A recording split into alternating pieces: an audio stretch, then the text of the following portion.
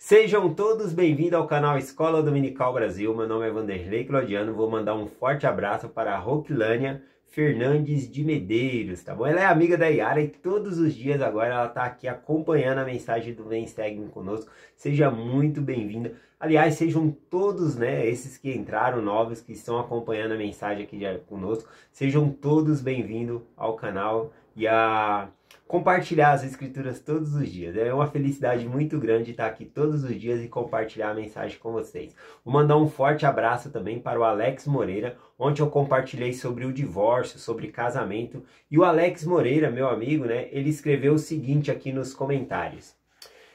Eu recomendo aos casais fazerem o curso Fortalecer o Casamento, ministrado por um casal missionário de serviço familiares. Muito bom. Talvez dá para fazer esse curso online, né? Vou conversar com o Alex e postar o link aqui para vocês, quem tiver interessado, fazer o curso aí também. Talvez passar o contato de alguém. Vou pegar as informações com eles e aí eu passo aqui para vocês amanhã, tá bom? Muito obrigado, Alex, pela mensagem. Eu tenho um amigo também chamado Washington, ele criou um canal novo no YouTube que fala sobre relacionamentos familiares, né? Como melhorar o casamento. O nome do canal dele é Treinamento Eterno, muito bom. Ele acabou de lançar um vídeo, tá bom? Eu vou postar aqui o vídeo dele no final da descrição do meu vídeo. E é bem editado, muito bom o material, né? Que ele traz ali, os recursos que ele traz da igreja, manual. Então é uma mensagem simples e que se nós se inscrevermos lá e estudarmos as coisas que ele vai colocando ali, ouvindo a mensagem, vai melhorar e muito o nosso relacionamento conjugal, tá bom? Então é um convite aí que eu tô fazendo para todos vocês entrar no canal do Washington, né? E se inscrever lá. Escreva uma mensagem lá no canal dele dizendo: o Vanderlei me indicou o canal, tá bom? Então eu tô indicando aí o canal do Washington para vocês. O nome do canal dele é Treinamento Eterno, tá bom? Vamos lá, eu vou compartilhar hoje com vocês 5 leis que está aqui em Deuteronômio. Qual é o princípio dessa lei? Por que o Senhor deu essas leis? Tá bom? Eu vou falar basicamente sobre essas leis e aí você pode comentar sobre qualquer uma dessas leis aqui, qual você gostou, e fazer um comentário ou nos grupos de WhatsApp ou aqui mesmo no canal, tá bom? Vamos lá. A primeira que eu separei aqui fica em Deuteronômio, capítulo 23, o versículo 13 e o versículo 14. Eu não vou ler os versículos, só vou mencionar algumas coisas que estão aqui. Essa lei aqui foi dada sobre o saneamento básico, ou seja, sobre higiene, tá bom? E parte do versículo aqui fala assim, ó: virando-te, cobrirá o teu excremento. Excremento é as fezes, né? Quando a pessoa vai lá e tá fazendo. Qual que era a regra aqui, né, desse saneamento básico? Que não era para eles fazer as suas necessidades fisiológicas dentro do acampamento. Era para ir para o lado de fora, carregar uma pazinha, e aí fizesse lá de fora, cavava e enterrava também, né? Como o gatinho faz, né? Então, isso era uma lei para quê? Para que tivesse um saneamento básico, para que não houvesse doença entre o povo no acampamento, né? E a pessoa em qualquer lugar fizer. Ainda assim, no versículo, né, o Senhor fala assim, ó: teu acampamento será santo, para que ele não seja coisa indecente em ti e te aparte de ti. Ou seja, o Espírito do Senhor precisava habitar no acampamento. E aí, olha só que interessante, se é um local sujo, né, que vai ter bichos, com fedor, aí o Espírito do Senhor não vai querer estar naquele lugar ali. Outra parte do versículo até falou assim, ó: porquanto o Senhor teu Deus anda no meio de teu acampamento. Então é muito interessante, é muito gostoso entrar numa casa que acabou de ser limpa, que tem aquele cheiro de produto de limpeza, lavanda, eucalipto, é muito gostoso, a gente quer estar ali. Então o Senhor também, ele quer a higiene, então nós devemos cuidar da higiene básica da nossa casa também, ser um lugar limpinho, né? Muitas vezes a nossa casa às vezes fica um pouco desorganizada. Desorganização não é sujeira, tá bom? São coisas diferentes. Às vezes a pessoa tem o costume de deixar as coisas fora de lugar, tem criança, tá bom? Mas é diferente. Agora, sujeira, aqui o Senhor está falando sobre sujeira, tá bom? Sobre um tipo de organização, tá bom? Então essa é a primeira das leis que eu separei aqui para falar com vocês. A segunda fala sobre o tratamento com respeito dos animais, tá bom? Aqui em Deuteronômio capítulo 22, o versículo do 6 ao 7, diz o seguinte, que se eles estiverem andando, né, e achassem um ninho de passarinho no chão, né, com a mamãe passarinho ali, os ovos, por exemplo, né, ou os filhotes passarinho ali, a lei dizia que eles não podiam recolher os filhotes ou ovos de passarinho e também recolher a passarinha, né, a mãe ali dos passarinhos, mas que era para recolher somente os ovos ali. Os ovos eles poderiam então usar como alimento e a mamãe ia continuar produzindo na natureza. Claro que se eles pegassem só a mãe, os filhotes iam morrer, o ovo ia se estragar ali. Então ali está falando sobre uma preservação e respeito dos animais. Então era para pegar só os ovos, porque já estava ali, não ia chocar mais, né? Ou os filhotes que também estivessem ali, não ia ter como a mãe alimentar ali. Então a lei era essa, tá bom?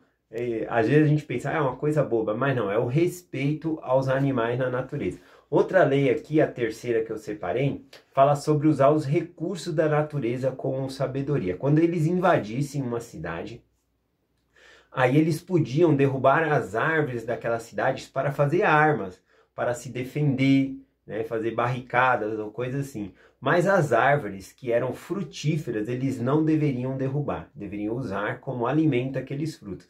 E mesmo quando eles fossem sair daquela cidade e continuar avançando com o exército, ainda assim era para deixar aquelas árvores frutíferas ali, porque são recursos que outras pessoas poderiam comer depois, né? Lembrando que havia 7 nações que os israelitas deveriam destruir totalmente, as outras eram caminho que estava no caminho para a terra prometida ali, tá bom?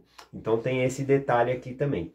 Nessa aqui eu vou até ler um versículo aqui, que é Deuteronômio capítulo 20, do versículo 19 até o versículo 20. Eu vou ler só o versículo 20 aqui, que fala sobre as árvores, né? Diz assim, ó: mas a árvore que souberes que não são árvores frutíferas, derrubarás, né? E farás cidade para guerrear contra elas.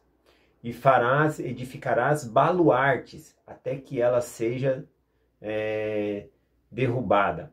Ou seja, fazer baluartes, eu não conhecia essa palavra aqui, fazer baluartes, então eu fui no dicionário e também peguei em outra parte da escritura para saber o que era baluarte. Baluarte significa fazer fortaleza, se proteger, né? Fazer barreiras ali, fortes, porque eles dominavam a cidade e depois as pessoas podiam vir querer atacar eles naquela cidade. Então era para eles se proteger e eles podiam cortar somente árvores que não eram frutíferas para usar ali como armamento. Isso mostra também como nós devemos usar os recursos da natureza, não tendo desperdício, tá bom? Usar adequadamente ali. Eu até separei aqui Salmos 91, que também fala sobre esse baluarte. Lá em Salmos 91, versículo 2, por exemplo, né, diz assim, ó: direi do Senhor, Ele é o meu Deus, o meu refúgio, a minha fortaleza, nele confiarei. Nessa parte que fala meu refúgio, poderia estar escrito baluarte, porque é a mesma palavra em hebraico que está lá em Deuteronômios, tá bom? Refúgio é a mesma coisa de baluarte. E aqui fala fortaleza, fortaleza também é a mesma coisa de baluarte. É que o livro de Salmos, ele é cantado, né? Não é para ser falado, ele é cantado na língua hebraica. Então ele tem repetições de palavras para dar como se fosse um poema, uma liga ali, tá bom? Então é a mesma coisa de falar bonito e lindo, né? São sinônimos de mesma coisa, mas são palavras diferentes. Então eu achei interessante aqui que usou a palavra refúgio e minha fortaleza, né? É meu refúgio e minha fortaleza. Os dois, refúgio e fortaleza, serviria como baluarte aqui. Vamos lá, a quarta coisa aqui da lei que eu coloquei aqui para nós estudarmos rapidinho, né? Lembrando que vocês podem fazer comentário de qualquer uma dessas que vocês gostarem, tá? Vamos contar qualquer experiência aí nos grupos de WhatsApp. A quarta diz assim, fala sobre tipos de roupas de se usar. Diz assim, Deuteronômio capítulo 22, o versículo 5, diz assim, ó: não haverá traje de homem na mulher, e não vestirá o homem vestido de mulher, porque qualquer que faz isso, abominação é ao Senhor, teu Deus. Então aqui está falando que o homem, ele não pode vestir roupa de mulher, e a mulher não pode vestir roupas de homem, ou seja, é para você ser definido, tá bom? Não é para você ficar na dúvida, você tem que ser definido na sua posição. Então, se você é homem, você não pode ficar colocando vestido, roupas ali. Lembrando que aqui está falando a nação de Israel, e na época eles tinham roupas bem definidas, tá bom? Então, dava claramente para ver qual que era a roupa de mulher e qual era a roupa do homem ali também. Em nossa época, se nós formos aplicar essa escritura, aí a gente tem que colocar como princípio. Por exemplo, a gente não pode pegar esse versículo, algumas igrejas até utilizam dessa maneira, né? Dizendo que a mulher não pode utilizar calça. Mas se você pegar a cultura do Brasil, existe calça feminina e calça masculina. Então o princípio é esse, um homem, ele não vai usar uma calça feminina. E a mulher também não vai usar calça masculina. Então esse é o princípio. O princípio, na verdade, é que a mulher não deve se vestir para ficar parecida com o homem. E também o homem não é para se vestir para ficar parecido com uma mulher, ou seja, colocar um vestido, salto alto. Então é disso que o Senhor está falando aqui, tá bom? Então é um princípio, né? Então o mesmo vale para as maquiagens, por exemplo. As mulheres usam sombra, né? Os homens não podem usar sombra. Se os homens quiserem sombra, né? Eles têm que comprar um boné, colocar assim no rosto, né? Aí faz sombra assim por causa do sol, né? Então, bom, só foi uma brincadeira que eu tava fazendo aqui a respeito da sombra, né? Eu tô usando um boné aqui. Para quem tá na rádio ouvindo, às vezes não dá para falar, então eu tô descrevendo. Tô brincando aqui com o boné. Bom, mas o princípio é básico aqui, tá bom? Quem é ser definido. Homem usa roupa de homem, mulher usa roupa de mulher. Né? Mas não quer dizer que a mulher não pode usar calça, porque existe calça feminina. Também existem roupas que são indefinidas, que é roupas unissex, né? Que tanto um como eu acho que existe, né? Eu não entendo muito de moda aí. Mas, por exemplo, eu uso roupa camisetas do Naruto e normalmente eu compro duas, né? Aí eu e minha filha saem junto com a mesma roupa ali, né? Daquelas peticas, né? Do shopping que tem. Aí usa a mesma roupa ali. É unissex, a mesma camiseta que serve para mim serve para ela, né? E às vezes também nós temos uma camiseta só quando eu vejo ela tá usando a camiseta, depois eu tô usando a camiseta. Então isso aí não tem problema nenhum, tá bom?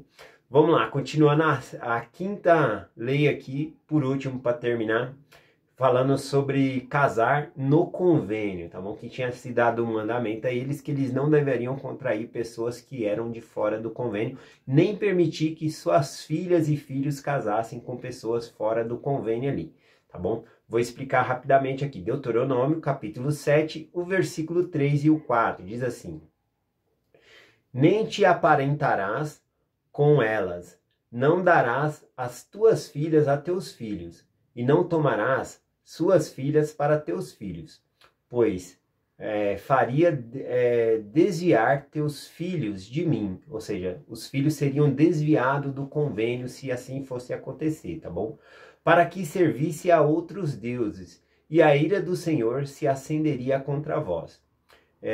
E depressa vos consumiria, né? Então ele deu uma lei aqui e também já explicou o motivo da lei, que se eles se casassem fora do convênio, já começaria porque não teriam uma família eterna, precisava ser famílias eternas, tá bom? O propósito de nós termos família é perpetuar esses laços para a eternidade. Então, se você se casa fora do convênio, você não consegue casar dentro do templo, tá bom? Eu estou trazendo para os nossos dias o princípio agora. Se você casa fora do convênio, você não consegue fazer um casamento dentro do templo, tá bom? Porque o cônjuge não faz parte. O apóstolo Paulo, mais uma vez vou citar, eu citei ele ontem aqui em 1 Coríntios capítulo 7, o versículo 12, o 13, o 14 também. Ele explica, porque a partir no ministério de Paulo ali, né, o evangelho começou a ser propagado entre os gentios, então já é uma regra diferente. Por quê? Ele está dando um conselho aqui, é uma regra diferente, porque o que estava acontecendo na nação de israelita era um povo escolhido de Deus, tá bom? Aqui, na época do Novo Testamento, era para pregar o evangelho aos gentios. E aí o que acontecia? Muitas vezes era pregado o evangelho a uma família e parte da família se filiava à igreja, né? Às vezes o marido, porque é um convênio individual, cada um tem que aceitar fazer o convênio com Deus. Então o marido aceitava o evangelho, a esposa não. Em outras famílias, a esposa aceitava o evangelho, né? O marido não aceitava o batismo, tal como acontece hoje em dia. E aí ficava um marido que era crente, né, com uma esposa que não era crente, né? Ou a esposa era da igreja e o marido não era da igreja. E aqui Paulo ele fala claramente sobre isso, tá bom? Vou repetir aqui, ó, 1 Coríntios capítulo 7, do versículo 12 ao versículo 14. Ele fala que se o homem ele tem uma mulher que não é crente, que não é da igreja, ele não deve separar-se, mas ele deve santificar a mulher pelo seu bom exemplo, indo na igreja e santificando a mulher. E o mesmo se dá com a mulher. Se a mulher tem um marido que não é membro da igreja, ela deve santificar o marido indo à igreja e dando bom exemplo a ele, para que por meio dela ele possa ser santificado também, tá bom? Então é o que Paulo ele está ensinando aqui em 1 Coríntios capítulo 7. Bom, o princípio aqui ele é bem fácil de se entender, né? É que nós cremos no casamento que vai perpetuar a família além dessa vida, para a eternidade. Então, por isso a importância e a ênfase de se casar dentro do convênio. Mas, Vanderlei, eu posso me casar com alguém que não é membro da igreja? Pode, né? Ninguém vai te obrigar a casar com alguém de dentro da igreja, né? Só que você, ao escolher alguém que é de fora da igreja, apenas você não pode levar essa pessoa até o templo, tá bom? Para se selar para a eternidade. Mas não é proibida, a decisão sempre é sua, tá bom? Então, é essa mensagem que eu quero compartilhar. Não deixem de entrar no canal do meu amigo Washington, tá bom? Ensinamentos da Eternidade, né? Ensinamento Eterno, o nome do canal dele. Eu vou deixar o link aqui no final do canal, tá bom? Você só clica, assiste o vídeo dele lá, que tá fantástico. E aí escreve uma mensagem lá para ele dizendo: o Vanderlei me recomendou o canal, tá bom? Então eu deixo essa mensagem com vocês, em nome de Jesus Cristo. Amém. Até amanhã.